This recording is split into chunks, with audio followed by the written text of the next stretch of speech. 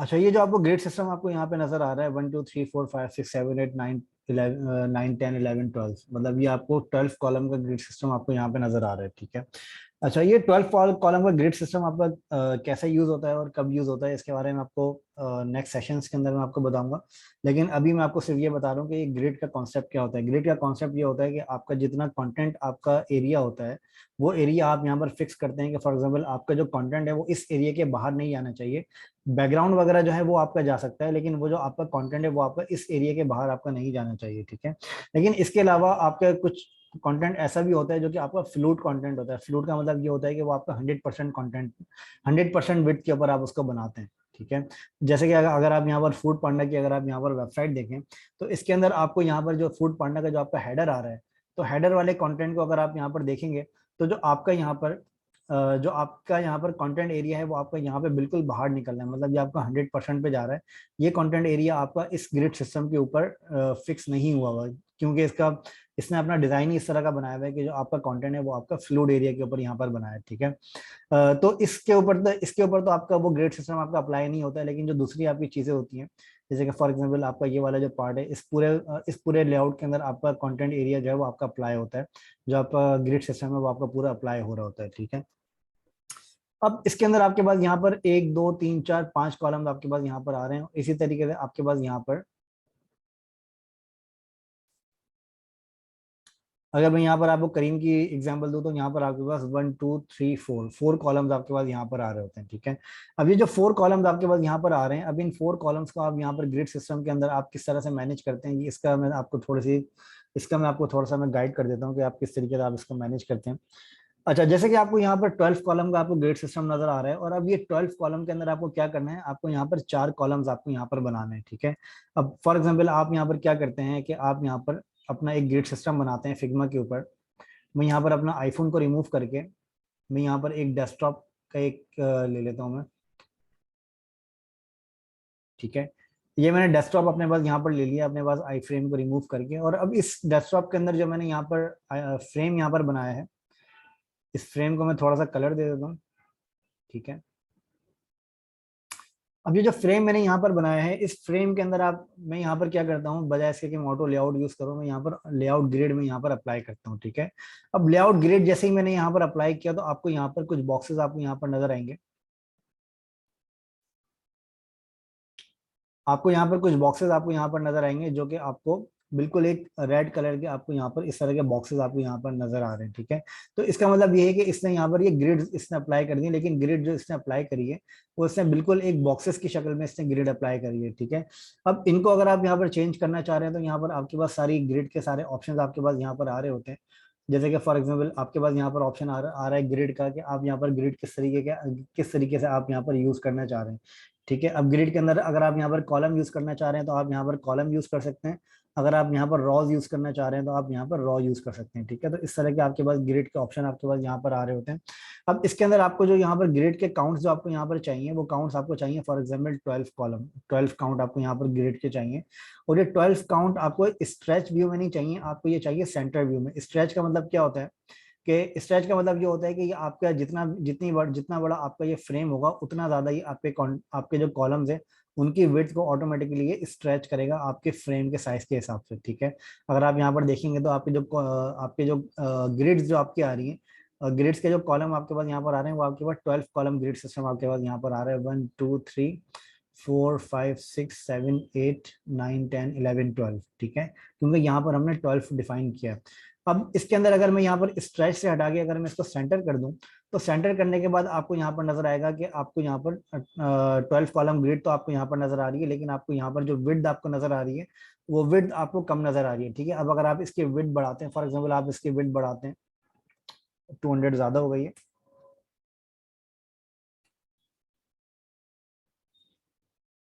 मैं इसकी विड्थ रख देता हूँ तकरीबन अराउंड 80 फॉर एग्जाम्पल, या फिर इसकी विड्थ में रख देता हूँ 95। अपने अंदाजे के हिसाब से मैं इसकी ये विड्थ रख रहा हूँ। अच्छा, अब यहाँ पे मैंने 95 मैंने इसकी विड्थ रखी है, और 95 विड्थ रखने के बाद अब आप यहाँ पर अगर देखेंगे तो आपके पास यहाँ पर एक ऑप्शन और आ रहा है जो कि आपका गटर का ऑप्शन है।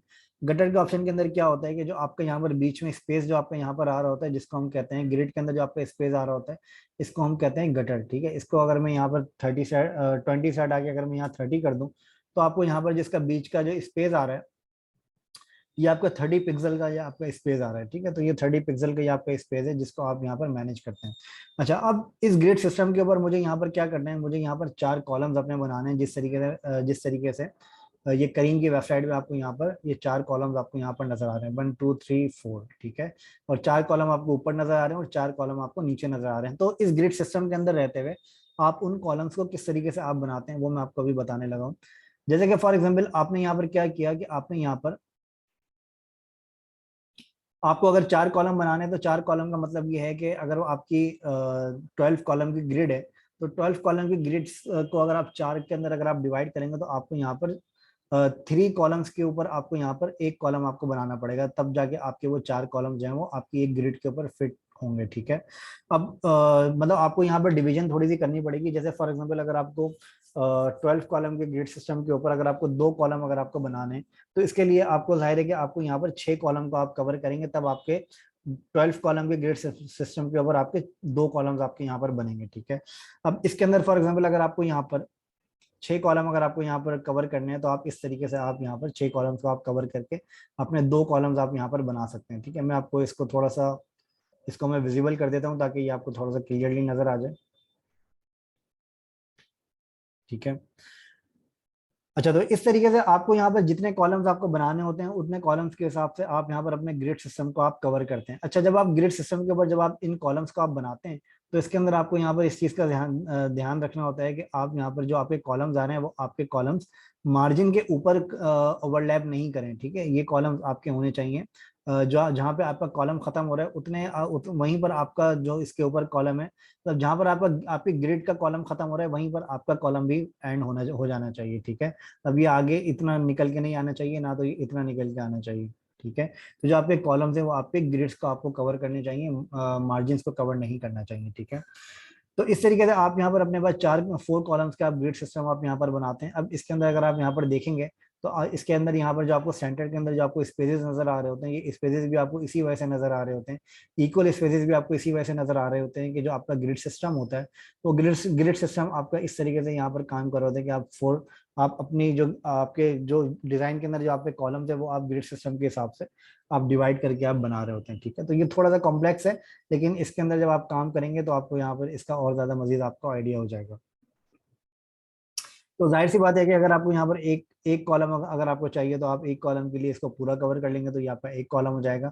अगर आपको 4 के बजाय अगर आपको 3 कॉलम चाहिए तो जाहिर सी बात है कि आप यहाँ पर 4 ग्रिड को आप यहाँ पर कवर करेंगे, तब जाके आपके 3 कॉलम्स जो है वो आपके ग्रिड सिस्टम के अंदर आप कवर कर सकते हैं। ठीक है, तो इस तरीके से आप यहाँ पर अपने पास ग्रिड सिस्टम को आसानी से आप कवर कर सकते हैं।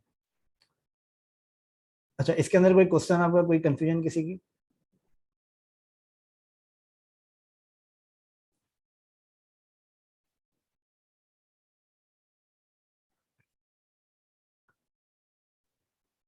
जी, क्लियर है आप सबको? ओके, अच्छा, फिर इसके बाद यहाँ पर आपके पास कुछ और भी ऑप्शंस यहाँ पर आते हैं। Okay, nice. अच्छा, इसके अंदर आपके पास यहाँ पर कुछ और भी ऑप्शंस आपके पास यहाँ पर आते हैं कि मैंने अभी आपको ग्रिड सिस्टम के बारे में मैंने आपको बताया। अच्छा, ग्रिड सिस्टम के बाद आपके पास यहाँ पर ऑप्शन आता है पास थ्रो का। आपके पास यहाँ पर ये ब्लेंडिंग मोड आपके पास यहाँ पर आ रहे होते हैं। ये ब्लेंडिंग मोड आपके एक्चुअली क्या होते हैं, ब्लेंडिंग मोड में आपको बाद में और ज्यादा डिटेल के अंदर मैं आपको बताऊंगा, लेकिन अभी मैं आपको ब्लेंडिंग मोड थोड़ा सा मैं आपको समझा देता हूँ कि ब्लेंडिंग मोड क्या होते हैं और किस तरीके से काम करते हैं और ब्लेंडिंग का एक्चुअली मतलब क्या होता है। ठीक है, अच्छा, ब्लेंडिंग मोड आपके, जब मैं ब्लेंडिंग मोड की बात करता हूँ तो ब्लेंडिंग मोड आपके होते हैं, फॉर एग्जांपल मैंने यहाँ पर इस तरह के 2 बॉक्सेस मैंने यहाँ पर बनाए। ठीक है, और हर बॉक्स को मैंने यहाँ पर डिफरेंट कलर मैंने यहाँ पर दिया है। ठीक है, और इस बॉक्स को भी मैं यहाँ पर एक डिफरेंट कलर में यहाँ पर आपका दे देता हूँ। ठीक है, तो ये मैंने यहाँ पर इस तरह के 2 बॉक्सेस मैंने यहाँ पर बनाए और इनको मैंने डिफरेंट कलर्स मैंने यहाँ पर दे दिए। अच्छा, ब्लेंड आपका क्या काम करता है, ब्लेंड आपका ये काम करता है कि फॉर एग्जाम्पल ब्लेंड आपका ये काम करता है कि जो आपका ये वाला कलर है, इस कलर को आपके जो पीछे वाले कलर्स हैं उन कलर्स के साथ ब्लेंड करता है, मतलब उन कलर्स के साथ मिक्स करके आपको एक इफेक्ट बनाकर देता है। कि फॉर एग्जांपल अब मैंने यहाँ पर क्या किया कि मैंने यहाँ पर इस तरह का मैंने यहाँ पर एक इस तरह का एक बॉक्स बनाया और इसके पीछे मैंने यहाँ पर कुछ मल्टीपल कलर्स मैंने यहाँ पर डिफाइन किए, ठीक है। अच्छा, अब अगर मैं यहाँ पे ब्लेंडिंग मोड के अंदर बाय डिफॉल्ट जो मेरा होता है वो मेरा पास थ्रू होता है, दैट मीन्स कि वो बिल्कुल आपका नॉर्मल होता है, ठीक है। तो इसको आप नॉर्मल रखें या पास थ्रू रखें, एक ही बात है। तो इसके अंदर मैं यहाँ पर क्या करता हूँ, मैं यहाँ पर इसके अंदर करता हूँ मल्टीप्लाई। तो जैसे ही मैं यहाँ पर मल्टीप्लाई करूंगा तो आपको यहाँ पर कुछ कलर का इफेक्ट आपको यहाँ पर नजर आएगा, जो कि मैंने ये कलर का इफेक्ट नहीं दिया। अगर आप यहाँ पर देखेंगे तो यहाँ पर मैंने इस तरह का डार्क ब्लू कलर मैंने यहाँ पर नहीं अप्लाई किया, और ना तो मैंने यहाँ पर इस तरह का डार्क ग्रीन कलर मैंने यहाँ पर अप्लाई किया। लेकिन इसने क्या किया, ये जो आपके पास ये वाला जो कलर आ रहा है, इस कलर को मिक्स करके, मतलब पीछे वाले जो कलर्स आपके आ रहे हैं उनके अंदर इसने मिक्स कर दिया, मतलब उस पीछे वाले कलर्स के अंदर इसने ब्लेंड कर दिया, ठीक है। तो ब्लेंड आपका क्या काम करता है, जो आपके बैक साइड पे जो आपकी लेयर्स आ रही हैं उनके साथ आपके कलर्स को ब्लेंड करता है मल्टीपल मल्टीपल इफेक्ट्स के साथ, ठीक है। अब फॉर एग्जांपल आप यहाँ पर अगर अपने इफेक्ट्स को चेंज करना चाहेंगे तो आप यहाँ पर अपने इफेक्ट्स को चेंज करके भी देख सकते हैं। तो यहाँ पे आपके पास मल्टीपल ब्लेंडिंग मोड के आपके मल्टीपल स्टाइल हैं जो कि आप यहाँ पर यूज कर सकते हैं, ठीक है। तो इस तरह के ये आपके स्टाइल हैं जो कि आप यहाँ पर यूज कर सकते हैं, और ये बहुत अच्छा आपका एक इफेक्ट है जिसको आप बहुत अच्छे तरीके का आप बैकग्राउंड वगैरह आप इसके थ्रू आप बना सकते हैं, ठीक है। ओके, इसको मैं आपको बाद में और ज्यादा डिटेल के अंदर मैं आपको ब्लेंडिंग मोड्स के बारे में बताऊंगा। जाहिर है कि ये जो ब्लेंडिंग मोड का ऑप्शन आपके पास आता है, ये ऑप्शन आपके पास फोटोशॉप वगैरह के अंदर भी काफी अच्छे तरीके से आपका यूज हो रहा होता है, तो ये ब्लेंडिंग मोड का ऑप्शन काफी इंपॉर्टेंट है, ठीक है। अच्छा, फिर इसके बाद आपके पास यहाँ पर ब्लेंडिंग मोड के साथ साथ आपके पास यहाँ पर ऑप्शन आ रहा होता है 100%, आपको यहाँ पे नजर आ रहा होता है 100%। आपको ये क्या काम करता है कि ये आपकी, इसको हम कहते हैं ओपेसिटी। ओपेसिटी का मतलब ये होता है कि ये आपकी ट्रांसपेरेंसी ऐड करता है। ट्रांसपेरेंसी आपकी क्या होती है कि फॉर एग्जाम्पल मैं यहाँ पर ऐड करता हूँ, फॉर एग्जाम्पल मैं यहाँ पर ऐड करता हूँ 90, ठीक है। तो 90 का मतलब ये है कि इसने 10% ट्रांसपेरेंसी इसके अंदर यहाँ पर ऐड कर दी, कि अब आप यहाँ पर देखेंगे तो आपको पीछे वाली लेयर आपको थोड़ी थोड़ी विजिबल होकर नजर आ रही है, ठीक है। तो जितनी ज्यादा आप यहाँ से ट्रांसपेरेंसी आप यहाँ से बढ़ाएंगे उतनी ज्यादा आपकी लेयर जो है वो आपकी इनविजिबल हो जाती है, ठीक है। तो जितनी ज्यादा आप यहाँ पे ट्रांसपेरेंसी रखेंगे उतना आपका जो पीछे वाली जो लेयर है आपकी, वो आपकी उसके ऊपर आपको नजर आना शुरू हो जाती है, ठीक है। तो इस तरह से आप यहाँ पर एक मिरर इफेक्ट जो आपका होता है, जो आपका एक ट्रांसपेरेंसी इफेक्ट होता है, वो आप यहाँ से क्रिएट कर सकते हैं। अच्छा, इसके बाद आपके पास यहाँ पर ऑप्शन आ रहा होता है जिसको यूज करते हुए आप अपनी लेयर को जो है वो शो एंड हाइड कर सकते हैं। ये ऑप्शन बिल्कुल सेम है जो कि आप यहाँ से ही यूज करते हैं, ठीक है। ये सेम ऑप्शन है जो कि आप इसको यहाँ से भी आप यूज कर सकते हैं। अच्छा, फिर इसके बाद आपके पास यहाँ पर एक ऑप्शन और आ रहा होता है, वो आ रहा होता है आपके पास फिल का, ठीक है। फिल के अंदर क्या होता है कि जब आप यहाँ पर फिल के ऊपर, इस बॉक्स के ऊपर जब आप क्लिक करते हैं, ये जो आपके पास कलर का बॉक्स आपको यहाँ पे नजर आ रहा होता है, इस बॉक्स के ऊपर जब आप क्लिक करते हैं तो आपके पास यहाँ पर एक विंडो इस तरह की ओपन होती है। और इस विंडो के अंदर आपके पास यहाँ पर मल्टीपल ऑप्शंस आपके पास यहाँ पर आ रहे होते हैं, ठीक है। एक ऑप्शन तो आपके पास यहाँ पर आ रहा होता है solid, linear, radial, angular, diamond और इमेज, ठीक है। एक ऑप्शन आपके पास यहाँ पर ये आ रहा होता है जिसके अंदर आपके पास कुछ मल्टीपल ऑप्शंस आपके पास यहाँ पर होते हैं जिनको आप यूज करते हैं। सॉलिड कलर का बिल्कुल मतलब ये है कि सॉलिड कलर आपका क्या होता है, बिल्कुल एक प्लेन कलर होता है जिसके अंदर कोई भी आपका इफेक्ट वगैरह अप्लाई नहीं हुआ होता है, ठीक है। तो सॉलिड कलर आपका बिल्कुल प्लेन कलर होता है, वो कलर्स आप यहाँ से चूज कर सकते हैं, जो भी कलर आपको यहाँ पर क्रिएट करना है, ठीक है। अच्छा, अगर आपको यहाँ पे कलर टोन आपको चेंज करनी है तो वो भी आप यहाँ से चेंज कर सकते हैं। इसको आप ड्रैग करके रखें और आप इसको, मतलब आप इसको क्लिक करने के बाद होल्ड करके रखें और फिर आप इसको ड्रैग करें, तो फिर इसको यूज करते हुए आप यहाँ पे अपने कलर्स को आप यहाँ से चेंज कर सकते हैं, ठीक है। फिर इसके साथ साथ यहाँ पर भी आपके पास ये ऑप्शन है ट्रांसपेरेंसी का। फॉर एग्जांपल आपके पास यहाँ पर ये एक बैकग्राउंड आपके पास यहाँ पर आ रहा है, और इस बैकग्राउंड के अंदर अगर आप यहाँ से ट्रांसपेरेंसी अगर आप यहाँ पर ऐड करते हैं तो ये आपकी ट्रांसपेरेंसी इफेक्ट आपका यहाँ पर क्रिएट करता है कि आपके इस बैकग्राउंड के जो आपका जो कलर है, इस कलर के अंदर ये ट्रांसपेरेंसी ऐड करेगा, मतलब आपकी पीछे वाली लेयर को विजिबल करेगा, ठीक है। तो इस तरह से आप यहाँ पर अपने फिल के अंदर भी आप यहाँ पर ट्रांसपेरेंसी आप ऐड कर सकते हैं। ओके, अच्छा, फिर इसके अंदर भी आपके पास यहाँ पर एक ऑप्शन आपके पास ये आ रहा होता है कि आप यहाँ पर अपने पास ये कोड आपका होता है। कोड आपका ये क्या होता है कि आपका जो है वो जो भी आपका कलर होता है, हर कलर का अपना 6 डिजिट का एक कोड होता है जो कि आप यहाँ पर यूज करते हैं अपने उस कलर एग्जैक्टली कलर को कॉपी पेस्ट करने के लिए, ठीक है। मतलब एग्जैक्ट कलर अगर आपको यहाँ पर कहीं पे यूज करना है तो बजाय इसके कि आप इसके कलर को देखकर आप मैच करें, तो उससे उससे बेहतर ये है कि आप यहाँ पर इन कलर के कोड्स को आप यहाँ पर यूज कर लें, तो एग्जैक्टली सेम कलर कोड आपके पास वहां पर भी अप्लाई हो जाएगा जहाँ पे आप करना चाहते हैं। फॉर एग्जाम्पल यहाँ पर मैं एक क्या करता हूँ, यहाँ पर मैं एक बॉक्स यहाँ पर क्रिएट करता हूँ। अब इस बॉक्स के अंदर मुझे सेम ये वाला कलर करना है, ठीक है। अब ये कलर करना है या फिर मुझे सेम ये ब्लू कलर करना है। तो इसके लिए मैं यहाँ पर क्या करूंगा, सबसे पहले मैं ब्लू लेयर सेलेक्ट करूंगा, और ब्लू लेयर सेलेक्ट करने के बाद मैं यहाँ पर इससे कलर कोड को मैं कॉपी कर लूंगा जो फिल का कलर है, ठीक है। फिर इसके बाद में इस लेयर को सिलेक्ट करके यहाँ पर मैं इसके कलर कोड को पेस्ट कर दूंगा। कॉपी करने के लिए कंट्रोल सी और कंट्रोल वी आप पेस्ट करने के लिए यूज करते हैं, ठीक है। कॉपी करने के लिए आप कंट्रोल सी यूज करेंगे और पेस्ट करने के लिए आप कंट्रोल वी यूज करेंगे। तो इसको यूज करते हुए आप यहाँ पर इसको आप अपने कलर्स को आप यहाँ पर इस तरीके से आप प्रिंट कर सकते हैं। तो कलर कोड आपका जो होता है ये आपका एक यूनिक कलर कोड होता है। आपका हर कलर का आपका एक कलर कोड डिफरेंट होता है। फॉर एग्जांपल अगर मैं यहाँ से इसके कलर को अगर मैं यहाँ से इसको थोड़ा सा भी मैं यहाँ से चेंज करता हूँ तो मेरा कलर कोड अगर आप यहाँ पर नोटिस करें तो आपको यहाँ पर डिफरेंट कलर कोड आपको यहाँ पे नजर आएगा। मैं बिल्कुल एक माइनर सा भी अगर मैं चेंज करता हूँ तो हर कलर का अपना जो है वो कोड होता है जो कि आपको यहाँ पर अप्लाई करना होता है। ठीक है, किसी का कोई क्वेश्चन इसके हवाले से?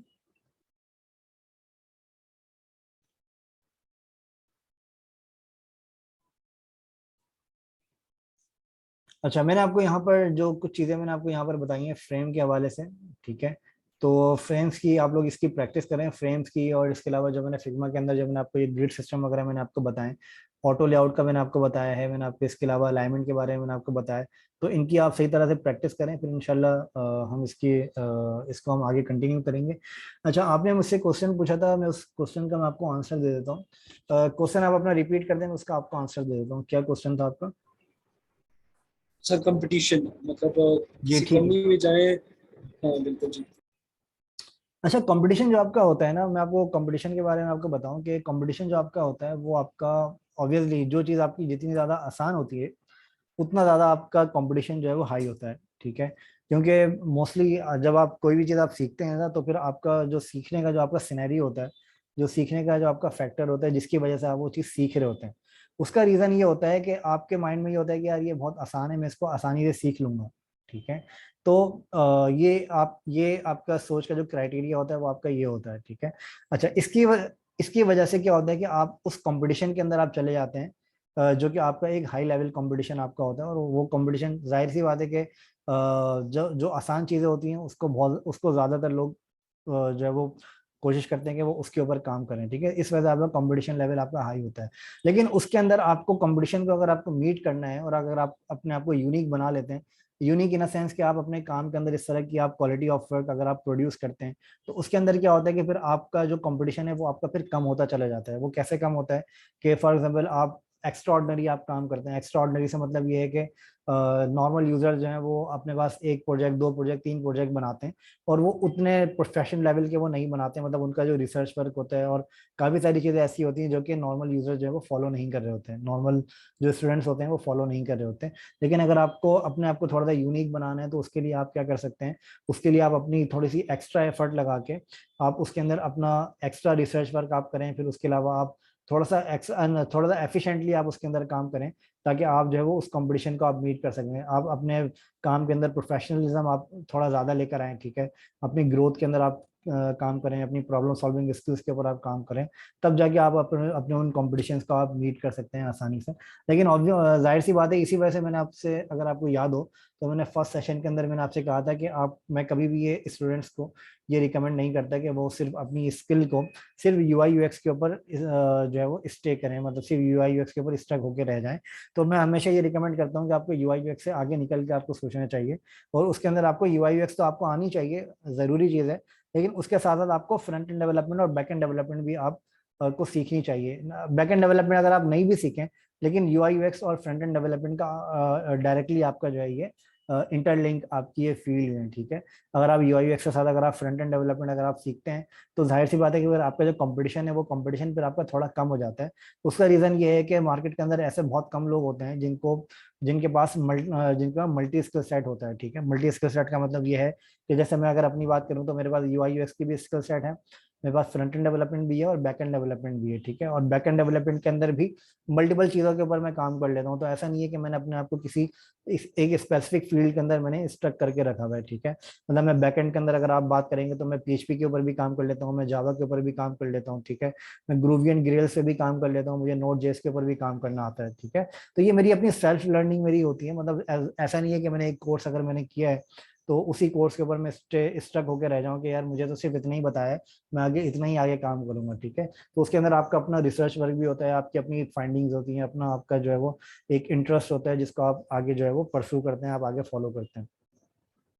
तो कंपटीशन को मीट करने का सबसे आसान तरीका ये है कि आप अपनी स्किल्स के ऊपर आप फोकस करें और इसको जो है वो आप एक्स्ट्रा ऑर्डिनरी होकर आप काम करें तो आपको कंपटीशन जो है वो ऑटोमेटिकली आपका जो है वो कम हो जाता है। जी, और कोई क्वेश्चन है आपका इसके हवाले से?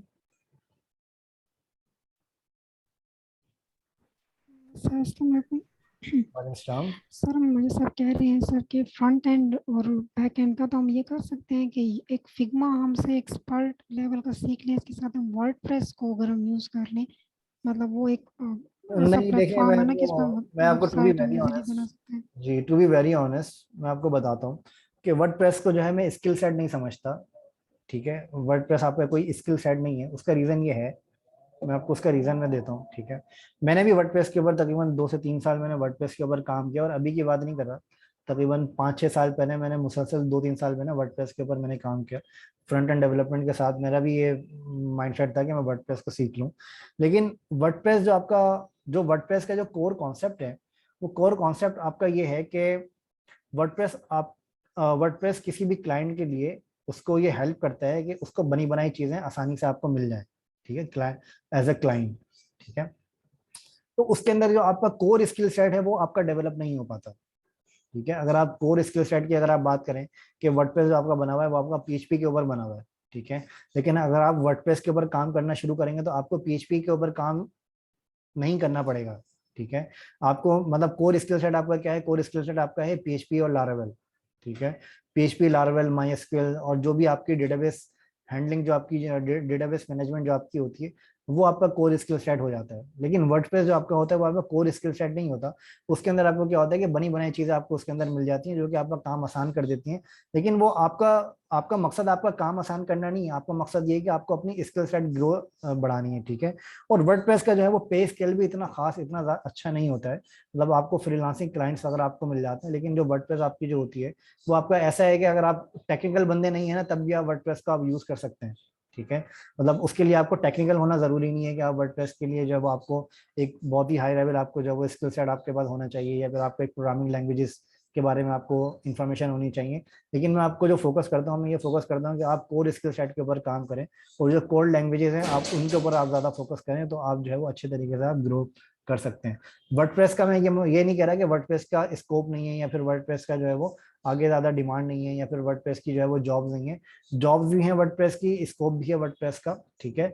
लेकिन वर्डप्रेस आपका कोर स्किल सेट नहीं है। वर्डप्रेस आपका जो है वो एक समझें कि एक दरमियानी रास्ता है जो कि आपके फ्रंट एंड भी आपको खुद बनाकर देता है और वो आपको बैक एंड भी आपको खुद बनाकर देता है। उसके अंदर आपको कुछ करने की जरूरत नहीं पड़ती है।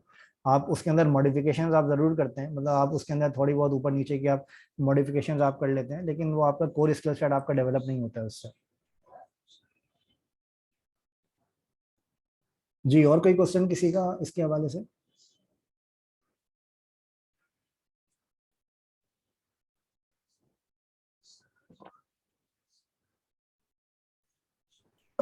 सर चूंकि आज ट्यूसडे वेडनेसडे था, तो जी अगर कोई टास्क, क्योंकि बाकी इसके बाद तो मेरे ख्याल में मंडे को क्लास होगी ना। जी जी, अच्छा टास्क आप लोगों का ये है, मैं आपको बता देता हूँ टास्क। एक तो मैंने आपको बताया कि आपको ये जो टूल्स मैंने आपको बताए हैं इनकी आपको प्रैक्टिस करनी है। प्रैक्टिस करने का सबसे आसान तरीका ये है कि आप कुछ वेबसाइट्स में आपको अभी बताने लगा हूँ। जैसे कि एक वेबसाइट मैंने आपको अभी बताई है behance.net, ठीक है। आप behance.net के ऊपर आप जाएं और इसके ऊपर जाने के बाद आप यहाँ पर क्या करें कि आप इस तरह की कोई भी आप मोबाइल ऐप आप सर्च करें और उस मोबाइल ऐप का आप उस मोबाइल ऐप को आप एग्जैक्टली आप कॉपी पेस्ट करने की कोशिश करें, ठीक है। एग्जैक्टली कॉपी पेस्ट करने का मतलब ये है कि जो चीजें मैंने आपको बताई हैं एटलीस्ट आप वो चीजें आप अप्लाई करें। जैसे कि आपको फॉर एग्जाम्पल फ्रेम्स आपको बनाने हैं, या फिर आपको एक फ्रेम्स आप बना लें, आप उसके अंदर बॉक्सेस बना लें, ठीक है। बॉक्सेस बनाने के साथ साथ आप कोई एक वेबसाइट का आप एक मॉकअप डिजाइन कर लें, और उस मॉकअप के अंदर क्या होगा, सिर्फ आप ग्रिड्स बना लें, आप पूरा मॉकअप डिजाइन नहीं करें, आप कोई बॉक्सेस वगैरह आप उसके अंदर नहीं बनाएं, आप सिर्फ ग्रिड्स बना लें और उनको उनके ऊपर आप जो है वो मल्टीपल ऑटो लेआउट्स आप अप्लाई करने की कोशिश करें, ठीक है।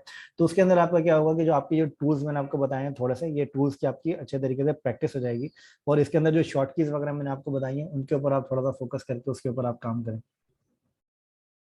ठीक है। सर इसमें जो टेक्स्ट लिखना होता है, लाइक यहाँ पे अगर आप सर्च बार देख रहे हैं, ये सारे विजेट्स जो है सर, ये फिर कहाँ से अवेलेबल है? अच्छा, ये टेक्स्ट के बारे में तो मैंने आपको अभी बताया ही नहीं है, टेक्स्ट टूल के बारे में। टेक्स्ट टूल के बारे में आपको इंशाल्लाह नेक्स्ट सेशन के अंदर मैं बताता हूँ। लेकिन आप टेक्स्ट टूल को अगर आप सिंपली अगर आप यूज करना चाहें तो आप इस तरीके से आप इसको यूज कर सकते हैं कि आप सिंपली यहाँ पर टेक्स्ट टूल को आप सिलेक्ट करें, और सिलेक्ट करने के बाद आप यहाँ पर सिंपल क्लिक करें, और क्लिक करने के बाद आप यहाँ पर कोई भी टेक्स्ट आप यहाँ पर राइट डाउन आप कर सकते हैं, ठीक है। इसके अंदर जो शॉर्ट कीज वगैरह हैं वो मैं आपको नेक्स्ट सेशन के अंदर मैं आपको बताता हूँ, ठीक है। तो इस तरीके से आप यहाँ पर अपने टेक्स्ट को आप यहाँ पर राइट डाउन कर सकते हैं, ठीक है।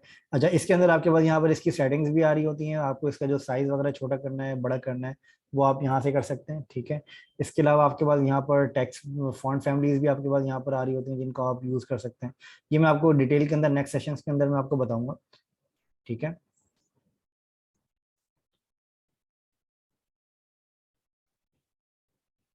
जी, समझ में आ गया आपको? जी जी सर, ठीक। चलें, ठीक है, तो फिर आज के सेशन को यहाँ पे एंड करते हैं, फिर इंशाल्लाह अगले सेशन के अंदर मुलाकात होगी। जब तक के लिए अपना ख्याल रखें, थैंक यू सो मच, अल्लाह हाफिज़। ओके सर, अल्लाह हाफिज़, अस्सलाम वालेकुम। वालेकुम अस्सलाम।